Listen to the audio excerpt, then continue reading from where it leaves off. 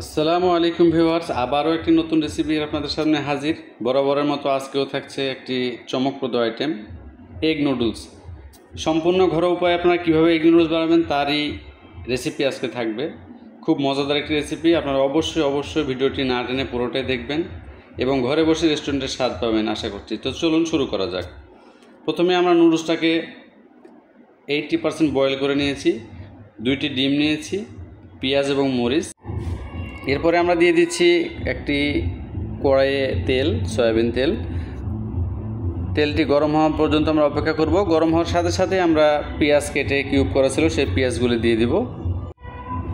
আমরা যে রান্নাই করি না কেন এটা মাথায় রাখতে হবে, কখনোই কাঁচা তেলে মানে গরম না হওয়া পর্যন্ত কোনোভাবেই তেলের উপরে কোনো কিছু দেয়া যাবে না।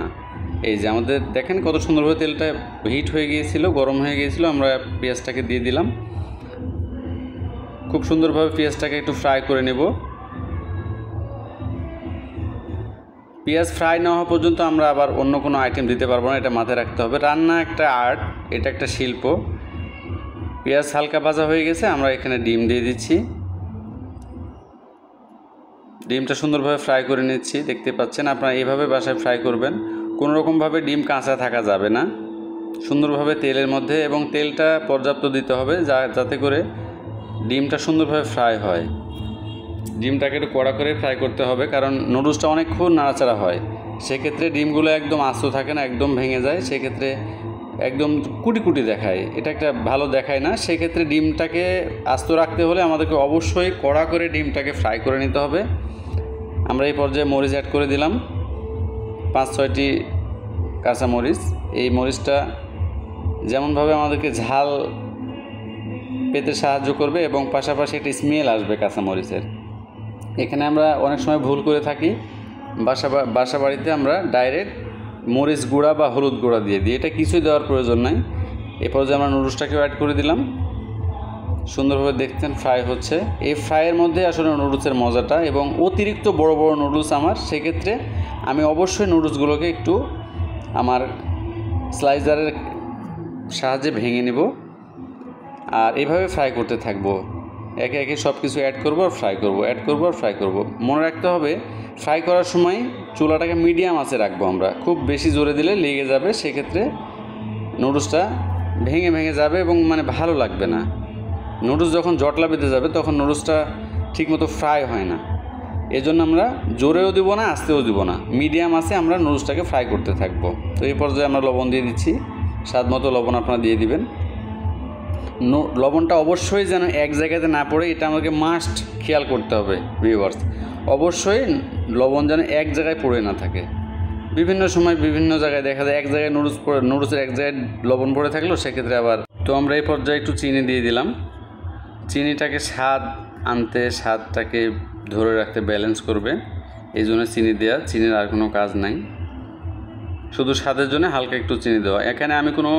এখানে সম্পূর্ণ কিন্তু ঘরোয়া উপায়ে, মনে রাখতে হবে যে আমরা ঘরোয়া উপায়ে এখানে নুডলস রান্না করছি। এখানে কোনো টেস্টিং সল্ট বা আদার্স কোনো শরীরের ক্ষতি করে এমন কোনো উপাদান আমরা অ্যাড করব না। একদম ঘরোয়া উপায়ে আমাদের রান্না, সম্পূর্ণ ঘরোয়া উপায়ে রান্না করে থাকি আমরা এবং রেসিপিগুলো দিয়ে থাকি। এটা আপনাদেরকে মনে রাখতে হবে। এখানে স্বাস্থ্যকর প্রতিটি জিনিসই আমরা ব্যবহার করি। তো দেখতে পাচ্ছেন নুডলসটা কিন্তু ফ্রাই হচ্ছে। এখন আমরা এখানে কালারটাকে ব্যালেন্স করার জন্য, কালারটা সুন্দর দেখানোর জন্য আমরা কিন্তু এখন গাজর নিয়ে আসব।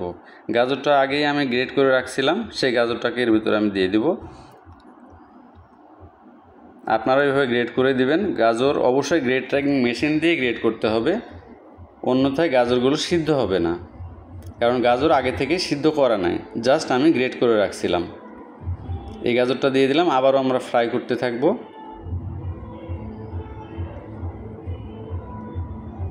তাহলে প্রিয় দর্শক, এরই ফাঁকে আপনাদেরকে একটা কথা মনে করিয়ে দিই, যারা আমাদের চ্যানেলটাকে এখনও সাবস্ক্রাইব করেননি, প্লিজ আমাদের চ্যানেলটাকে সাবস্ক্রাইব করে দেবেন অবশ্যই, কারণ প্রতিদিন যেন এরকম সুস্বাস্থ্য রান্নার ভিডিও আপনাদের নোটিফিকেশনে যায় এবং আপনারা সেটা দেখে উপকৃত হন।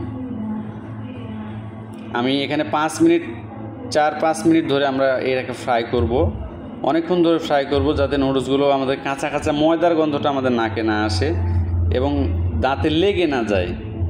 এজন্য আমরা 90% নুডলসটাকে সিদ্ধ করে নিয়েছিলাম এবং বাদবাকি যে 10% সিদ্ধ সেটা আমরা কিন্তু এই ফ্রাইয়ের উপরে করছি, কড়াইয়ের উপরে করছি, তেলের উপরে। আমাদের নুডলসটা খাওয়ার জন্য উপযোগী হয়ে গেছে এবং সম্পূর্ণভাবে রেডি হয়ে গেছে। এখন আমরা এটাকে গরম গরম পরিবেশন করব। দেখতে পাচ্ছেন কি সুন্দর একটা গর্জিয়াস কালার আমাদের নুডলসের মাঝে, একদম রেস্টুরেন্টের মতো কালার চলে এসেছে। আর রেস্টুরেন্টে বাচ্চাদেরকে নিয়ে যেতে হবে না, এবার থেকে ঘরেই আমরা সুন্দরভাবে এই নুডলসগুলো তৈরি করতে পারবো এবং প্রপার স্বাদ আমরা নিয়ে আসতে পারবো আশা করছি এই রেসিপির মাধ্যমে। তো আজকের মতো বিদায়। আসসালামু আলাইকুম রহমতুল্লাহ।